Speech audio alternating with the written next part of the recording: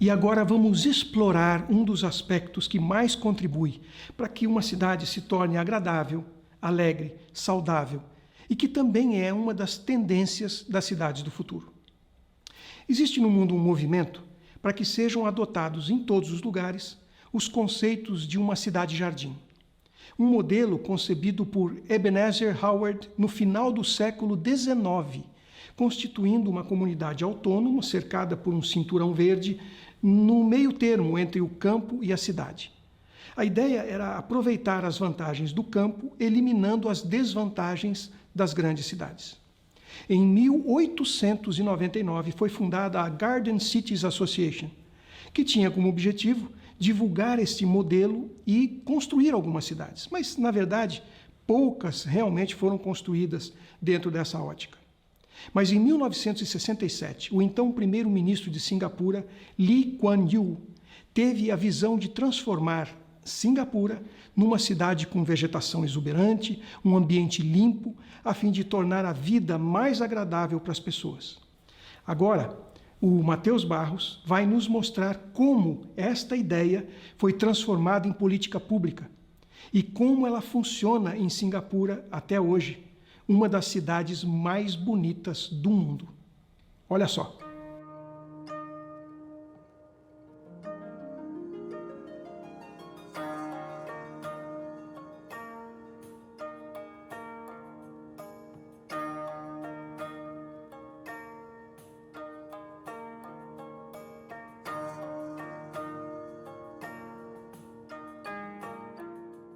Singapura é a metrópole mais verde do mundo. Se tornou um dos melhores exemplos de que o desenvolvimento econômico e a proteção da natureza podem e devem andar juntos para proporcionar qualidade de vida para as pessoas, mesmo em cidades muito densas. No programa de hoje, vamos acompanhar a história de transformação de Singapura em uma cidade-jardim e quais as políticas públicas e iniciativas que o governo tomou para direcionar esse desenvolvimento. A começar por um pouco de história.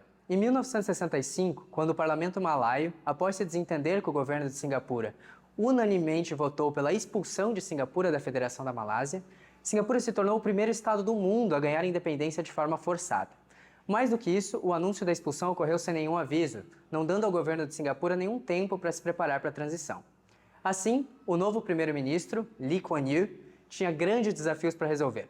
O país estava com a natureza severamente degradada, mais de 95% da cobertura vegetal desmatada.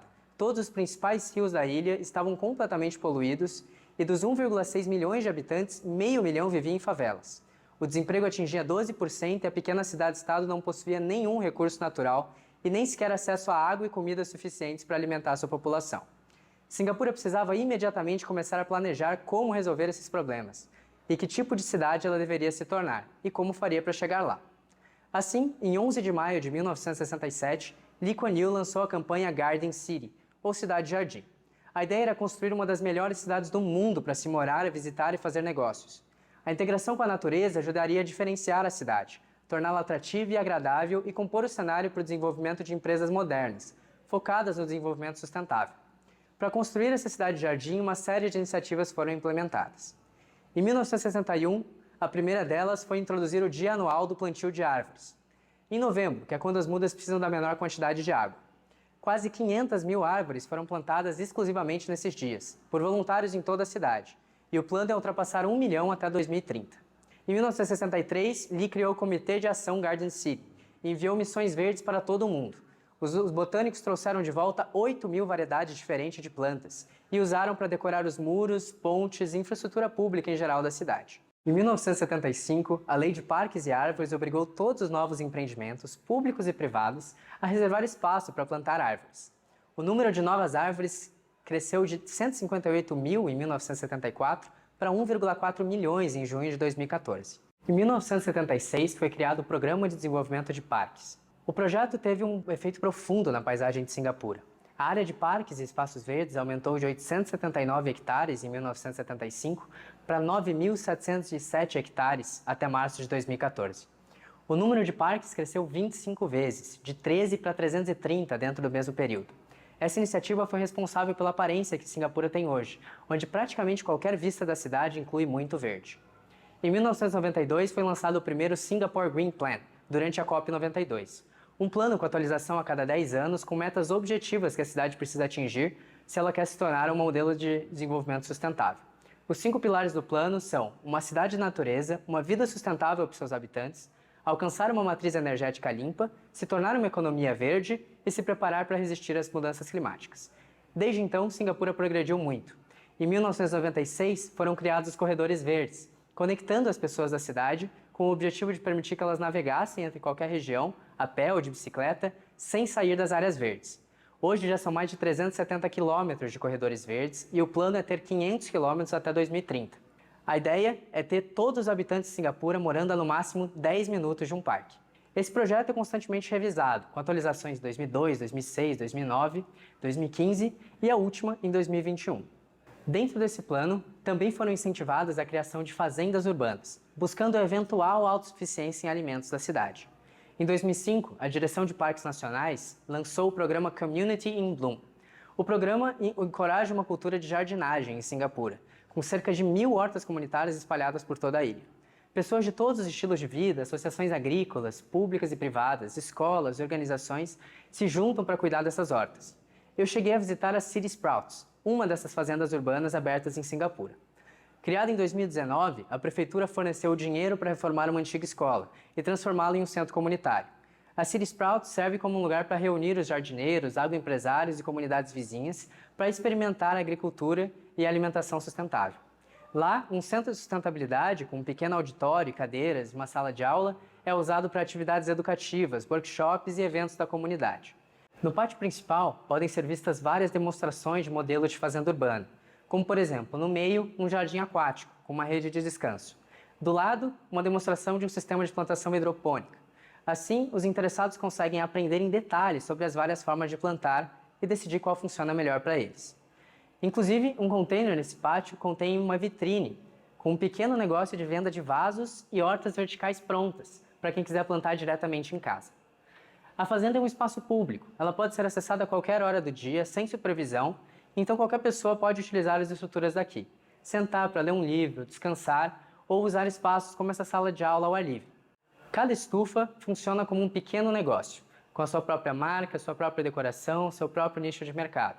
Então cada pessoa escolhe se vai trabalhar com plantas ornamentais, com hortaliças, com produção de compostagem, e alguns equipamentos são compartilhados entre todos, como as composteiras, por exemplo, que além de serem alimentadas pelos próprios jardineiros, são um ponto de coleta para as pessoas do bairro. Aqui, diferentes tipos de composto podem ser produzidos. Algumas lixeiras separam outros insumos recicláveis e tem até uma criação de peixes. A fazenda urbana também tem uma própria horta comunitária, da qual todos podem usufruir. Uma cozinha aberta para reuniões entre colegas e um biodigestor, que pode produzir gás a partir de resíduos orgânicos. Outro ponto importante dessa política alimentar são os chamados Hawker Centers. O que eu vou mostrar agora não é nenhum prédio especial. Na verdade, isso daqui tem literalmente em toda Singapura, espalhado pela cidade, em todos os lugares. Este é um mercado comunitário, ou Hawker Center, como eles chamam aqui. São construções do próprio governo que funcionam como shoppings abertos. A ideia é oferecer condições e um local atrativo de trabalho para os pequenos empreendedores de cada bairro. Os vendedores de comida, de equipamentos eletrônicos, de roupas, os feirantes, só que esse é aberto todos os dias. Apesar de simples, esse tipo de construção estimula a economia local. As pessoas têm mais praticidade em comprar com os pequenos produtores e comerciantes do que em grandes redes. E também acabam tendo a opção universal em toda a cidade de se alimentar bem em todos os dias. Esses espaços também ajudam a dar vazão para a produção das hortas comunitárias espalhadas pela cidade. Para trazer o verde para os bairros, calçadas e paisagismo são obrigatórios e podem ser vistos em toda a cidade. Mais do que isso, como Singapura teve uma forma muito particular de desenvolvimento, onde 80% dos empreendimentos são projetados pelo próprio governo de forma integrada, é possível notar uma peculiaridade. A maior parte da cidade não tem muros. Os pavimentos térreos de todas as torres HDB são de livre acesso para as pessoas, contendo lojas e serviços, como essa creche, por exemplo, para a conveniência dos moradores do empreendimento. E qualquer pessoa pode atravessar esses blocos sem ser interrompida em nenhum momento, permitindo que você consiga atravessar a cidade praticamente na diagonal. Outro ponto interessante é a integração direta de espaços públicos, como por exemplo aqui, onde as pessoas podem descer dos seus elevadores praticamente dentro do parque, sem uma rua para atravessar, sem uma guarita ou portão. Os prédios sem muros, o paisagismo onipresente e as vias de circulação para pedestres definem a cara de Singapura. Em qualquer parte da cidade, nos bairros centrais, assim como nos bairros periféricos, esse nível de permeabilidade urbana torna extremamente conveniente o uso dos espaços públicos e incentiva a micromobilidade. E essa é uma via de mão dupla. A academia ao ar livre desse bloco, por exemplo, assim como a de todos os outros, está em contato direto com o parque e são abertas, de uso compartilhado. Então as pessoas, tanto do parque quanto dos blocos residenciais, usam a mesma estrutura. Para trazer o verde para as construções, foi criada em 2017 a iniciativa LUSH, que em português seria Paisagismo para Espaços Urbanos e Arranha-Céus. Desde 2017, existe aqui em Singapura uma lei que obriga todas as novas edificações a replicarem pelo menos a área do terreno em área verde na fachada ou na cobertura dos prédios. Mas esse prédio que vocês estão vendo aqui atrás, o Asia Downtown Hotel, vai muito mais longe do que isso. Eles replicam 11 vezes a área do terreno em área verde na fachada do hotel. E isso não tem só um efeito estético. Esse prédio se tornou um ponto turístico da cidade. E muita gente se hospeda nesse hotel só por causa desse verde. Eu, inclusive, sou uma delas. E a gente vai mostrar como que é esse hotel lá por dentro para vocês. O Asia Downtown Hotel está envolto por uma malha vermelha de alumínio, onde 21 espécies de trepadeiras vão crescendo gradualmente até preencher o prédio inteiro. Por dentro, essa malha funciona como uma brise natural, filtrando a luz que entra no prédio, diminuindo a temperatura e também decorando os ambientes. A iniciativa chamada LUSH foi aprovada em 2008 e desde então dezenas de novos prédios verdes surgiram pela cidade, como o Park Royal Pickering, um hotel com arquitetura inspirada em camadas geológicas, onde todos os pavimentos têm vista para as árvores, o Marina Bay One, um conjunto de prédios comerciais e residenciais com uma belíssima cachoeira interna de mais de 30 metros, compartilhada entre as 4 torres, e as fazendas urbanas. O LUSH também engloba a criação de fazendas urbanas nos terraços, como essa que eu visitei no topo do prédio da Funan. Para falar de fazenda urbana, eu estou aqui na Funan. Esse prédio que vocês estão vendo aí atrás é um shopping center, mas lá em cima tem uma fazenda urbana. Vamos lá conferir. Apesar de pequena, a fazenda conta com uma incubadora de mudas e vários tipos de hortaliças, frutas e plantas ornamentais, que podem ser adquiridas individualmente. Ela também é um espaço de convivência, com redes, bancos e mesas para as pessoas passarem o tempo envoltas em plantas.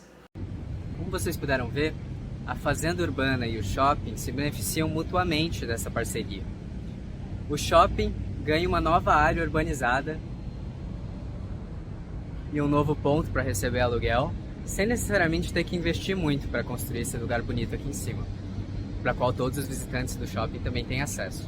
E para a fazenda urbana, ela pode facilmente vender para todos os restaurantes que já tem no shopping e ter um fluxo de clientes um pouco mais recorrente, além dos visitantes que já vêm no shopping de qualquer maneira e possivelmente param aqui para conhecer. Como vocês puderam ver, a fazenda urbana é um negócio de múltiplas faces. Para o shopping, é uma maneira de urbanizar a área que já não tinha nenhum valor para ele de qualquer maneira, que é o terraço, sem necessariamente ter que investir dinheiro nisso. Para a fazenda urbana, é uma forma de poder usar as dezenas de restaurantes que já tem no shopping de qualquer maneira, como clientes recorrentes. Um restaurante interessado em vender comida orgânica, por exemplo, compra diretamente daqui. E ainda aproveitar o fluxo de visitantes para vender individualmente para cada consumidor. Na área dos empreendimentos públicos, o Hospital Koh Tech Pua mostra que as vantagens do verde se estendem à área da saúde. Pode parecer difícil de acreditar, mas esse lugar que eu estou agora, absolutamente cheio de verde, é na verdade um hospital. O livro Healing Gardens, de Claire Cooper, demonstra um estudo onde 95% dos pacientes e colaboradores que utilizam espaços ao ar livre em hospitais afirmam sentir uma mudança positiva no humor. Esses indivíduos deixam de se sentir deprimidos, estressados, ansiosos e naturalmente ficam mais calmos e com melhor humor. Quando questionados a respeito de quais qualidades contribuíram para essa mudança, mais de 2/3 deles responderam que os elementos como as árvores, as flores, o verde e as cores são essenciais. O hospital, com mais de 550 leitos, foi projetado com todas as edificações voltadas para um pátio central, onde foi planejado um cuidadoso paisagismo com mais de 700 plantas de mais de 500 espécies, incluindo árvores de até 15 metros de altura. No centro do empreendimento existe um pequeno riacho com peixes, que inclusive conta com uma cachoeira de 3 metros de altura. Outra questão interessante sobre o hospital é a permeabilidade. Os pavimentos térreos são ativos e repletos de restaurantes, lojas de chá, farmácias, açaí e outros alimentos saudáveis.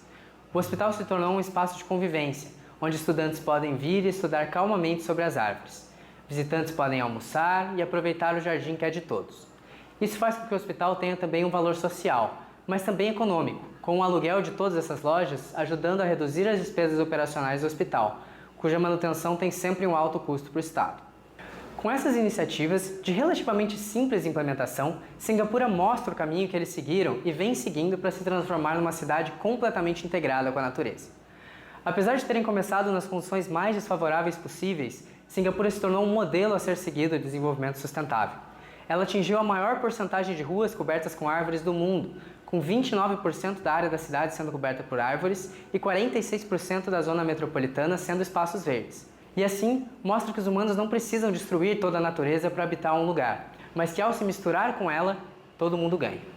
Esse foi o programa de hoje, obrigado pela audiência de vocês. E lembrem-se, vocês podem acompanhar todos os episódios da série Cidade do Futuro pelo canal no YouTube TV Maringá Oficial. Um bom domingo para vocês e semana que vem tem mais.